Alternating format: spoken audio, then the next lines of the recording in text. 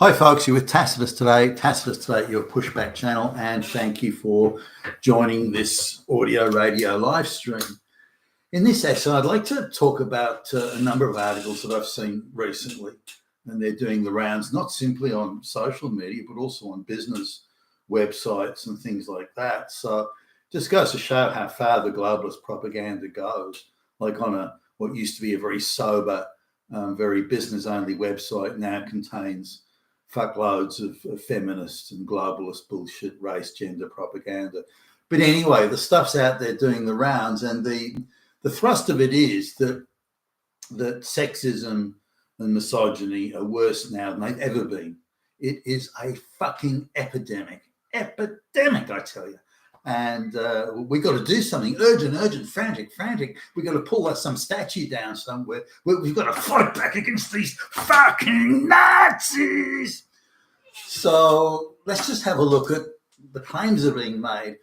I guess just going on to some websites looking for graphic images for this video.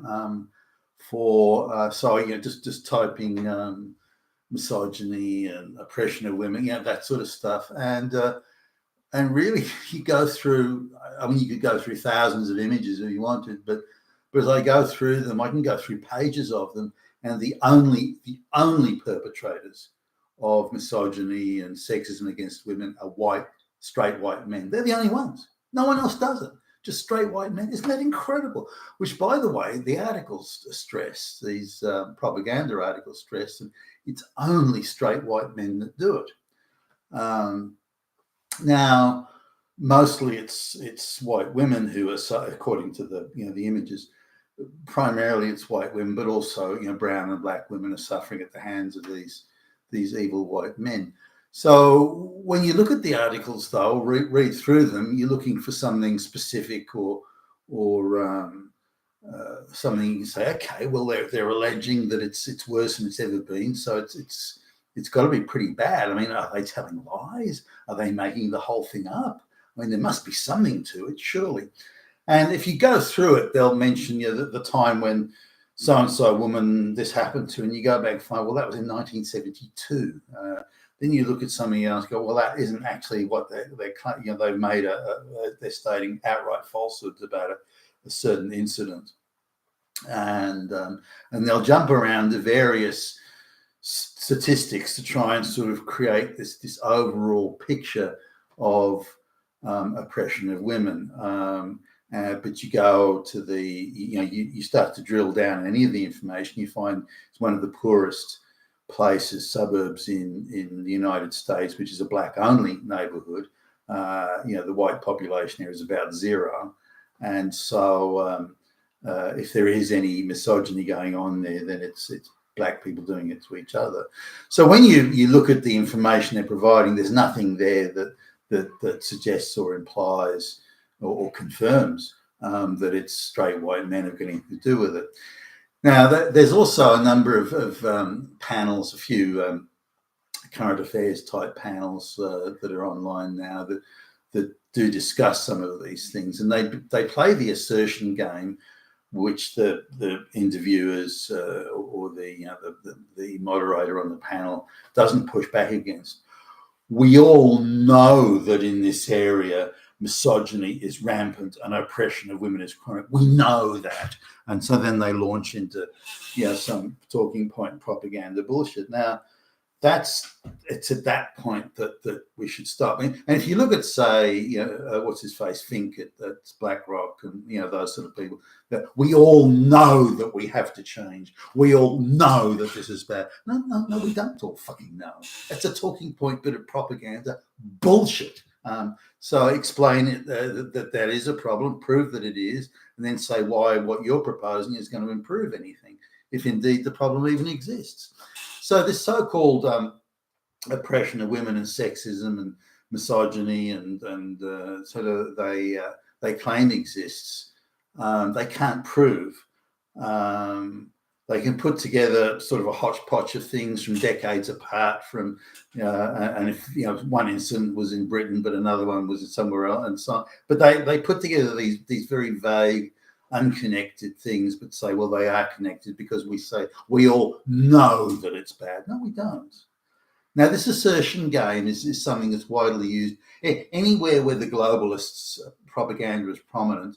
They rely very heavily on this. We all know that all straight white males are fucking Nazis, and then they launch into their propaganda spiel. That's the launching pad, if you like, for it, and it's certainly widespread. And I hardly ever, in fact, off the top of my head, I can't think of one where the interviewer or anyone pushes back against it, and they should be called to account. Okay, you say that all straight white male Christians are all Hitler. Okay, all right, you've said that. We all know that they're Hitler. Good. Okay, prove it. No, fuck off. Prove it. Oh, then you're Hitler if you're no. Prove it. This is what you said. Prove it.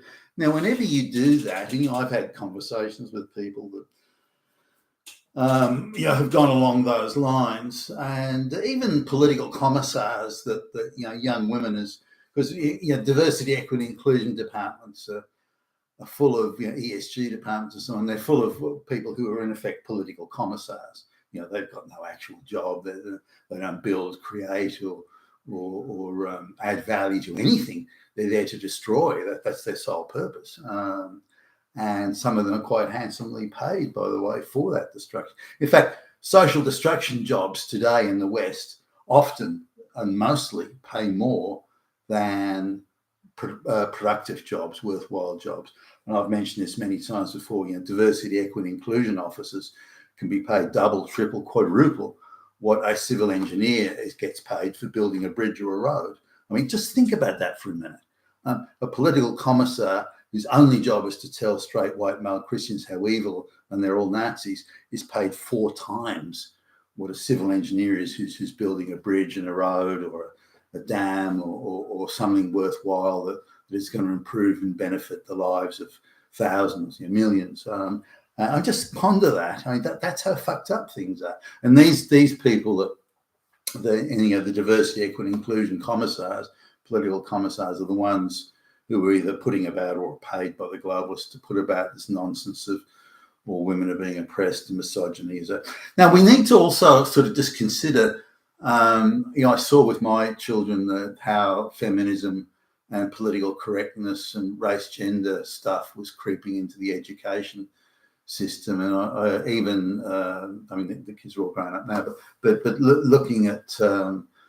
looking back then at some of the assignments they were given, and I was very, very involved in helping them with their homework and their assignments, and was very committed to, if there were certain subjects that were being studied at school, I would make sure that I went out the next day or soon thereafter and purchased a few books that I thought were well informed on the particular subject they may be studying. So they had a very well stocked library and access to any, and they could come to me at any time and say, well, what does this mean? I don't understand that. And I would go to pains to explain it. So I got close enough to see some of the way, how different the assignment questions and structuring was from when I was at school. And it was, I wouldn't say a lot of it was politically loaded, but there was nothing that was politically loaded when I was at school. Or maybe there was a bit of political loading, say in senior high school, you could see a bit of it there, but nothing overt. Whereas even in primary school, the kids are like 10 years old or something, there was what I perceived to be an unnecessary amount of political loading. So we've seen decades now of feminist education where boys are told you've got to take a back seat and let the girls come first. Participation trophies where outcomes are curated and manufactured to represent equity and so on. I was aghast when I saw the government, this particular state government, the area where we're living, they started a bright kids school, a series of bright kids schools. So kids that were unusually bright could go together to these to these high schools, and the teachers' unions and various activists got in there pretty quick and said, we can't allow that because then we create an intellectual merit-based elite. And the one thing that sends the teachers' unions and other globalists into an absolute sort of hyperdrive and meltdown and all this sort of stuff is any sort of merit. That really seems to absolutely tear them to pieces. So if this high school, kids going from primary school to high school, these or series of high schools, they just couldn't handle the idea of it would be merit based and the brightest kids would go there. So they did, the unions and the teachers did their absolute utmost to undermine the thing. So, well, we have to have an equal amount of boys and girls have to go, an equal amount of white and non-white and all this sort of stuff. And you've got to be kidding me. Now, in this particular school, say 10% were non-white, mainly Chinese. And the school decided that because half the kids had to be non-white, that therefore out of 10% of the kids, they had to get, they were heavily therefore overrepresented. And so they had to send 6 kids from that primary school to the high school on that year's intake. It might have been 8. I think it was 6. And so 3 had to be boys, 3 were boys, 3 were girls, 3 were white, 3 non-white. I mean, you don't get those sort of outcomes in the real world. And so I observed this with when you go, parent-teacher type nights and gatherings, you go in there and there'd be the paintings of the week or the drawings of the week or the essay of the week or something like that. And those were scrupulously equal in outcome. There was the boy, the girl, and the non-white and the white. It was obviously, again, heavily curated. Anyway, we've had decades of that sort of education. And, by the time the kids had left school, it was really ramping up. I mean, like really ramping. It was close to hysterical. But in spite of decades of education giving, pumping out mass propaganda, it somehow hasn't affected anybody. So somehow misogyny and oppression of women is worse than it's ever been, in spite of getting on now for 40 years of feminized education, and the last 20 years have been turbocharged feminist education. But still, the problem is worse than it's ever been, so the propaganda claims. And because it's worse than it's ever been, we have to take more steps. It's urgent. It's frantic. It's an emergency. We have to do something. All straight white male Christians must be taken out back and murdered.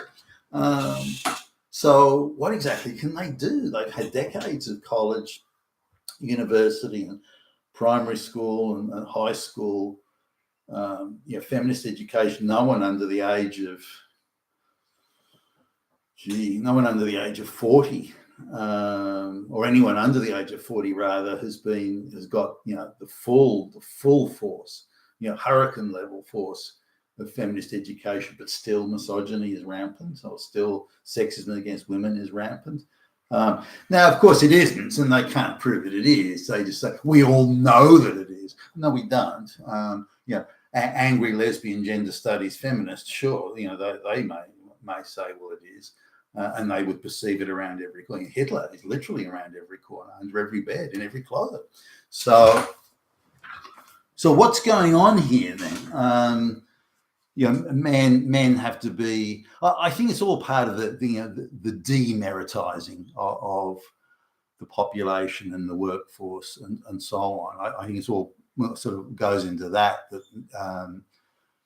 straight white males still perceive merit as having a role in society, in education, and in employment, promotions, and so on. And I think that has to be.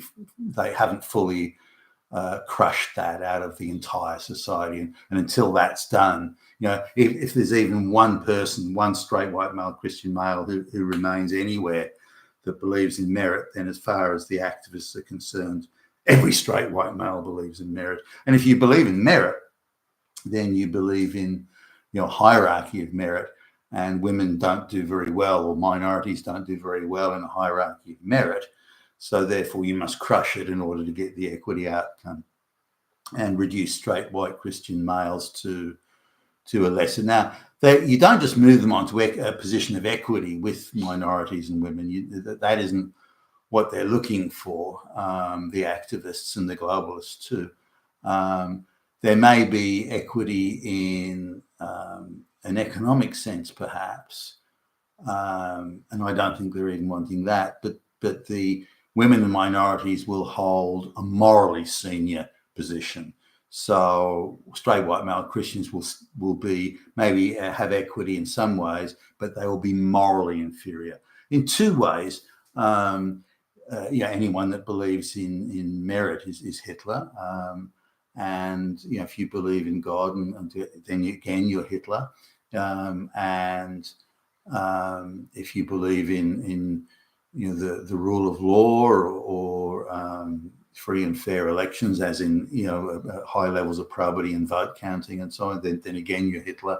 So if you anyone who does not believe or fully subscribe to an ideologically manufactured social outcome that has no resemblance or affinity with any sort of reality or merit, unless you're on board with that, then you are Hitler. And so it's part of an overall social transformation. And so they're using excuses and pretexts and invented crises. And pretty much all crises that we're looking at have been invented for the sole purpose of bringing about globalization. Every race and gender, transsexual, sexuality, all of this so-called conflict and social division here is purposefully manufactured with the idea in mind of implementing the globalist project. And it's just a great way to show, because every time they create a division or a divide, it's always the straight white males that are the evil ones, always, every time, whether it's race, gender, or anything else. The propaganda nature of it is evident when you look at the images of misogyny. It's apparently only straight white men that do it. And so wherever there are straight white males that are in majority or majority of management positions, or where there's any merit involved in getting those positions or those jobs, such as a doctor or any science or anything like that, where there's a merit-based qualification of some sort, that all has to be taken away.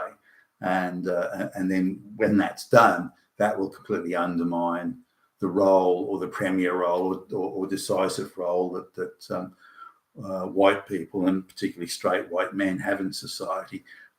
Imagine, do these activists understand what they're doing? How they're destroying the wealth of the West in order to achieve some fantasia of some socialist paradise of equity. And do they understand that? I don't think they do.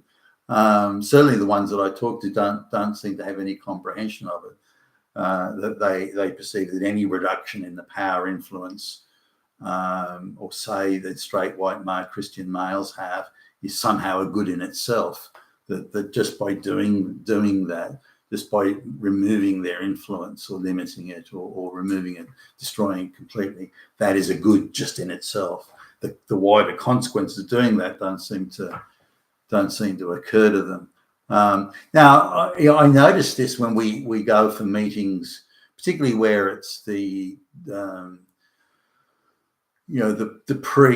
pre-start work meeting that we sometimes have with the main contractors or the clients and things like that. Now, bear in mind, we're in sort of the high intellectual property end of things.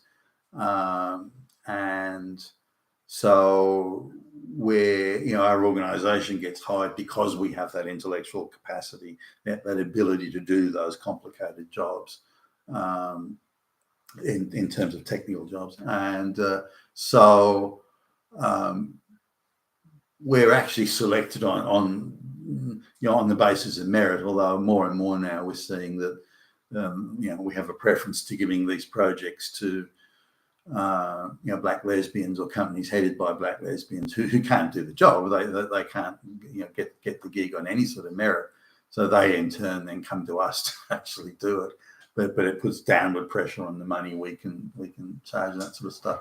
So we often now, more and more, in fact, over the last 12 months, it's ramped up quite a bit, where we have to sit in front of 24-year-old diversity, equity, inclusion deputy directors or something like that, and they come in, filled with gender studies, sociology,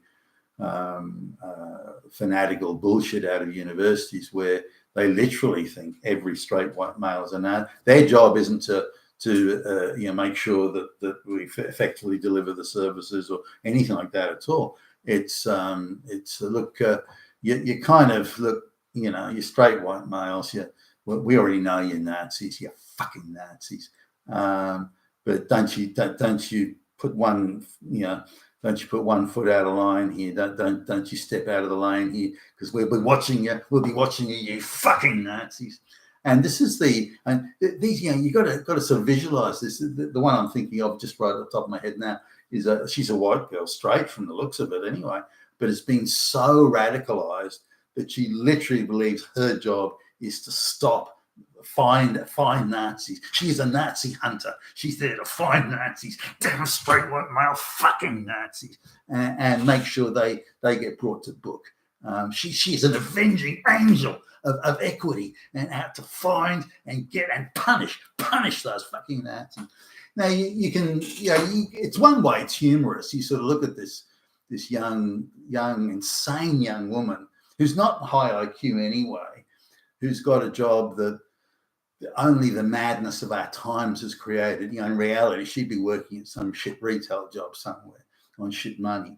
But because she's a radicalized feminist, then there are things like diversity, equity, inclusion departments and HR departments that are actually providing jobs or creating jobs for those sort of people.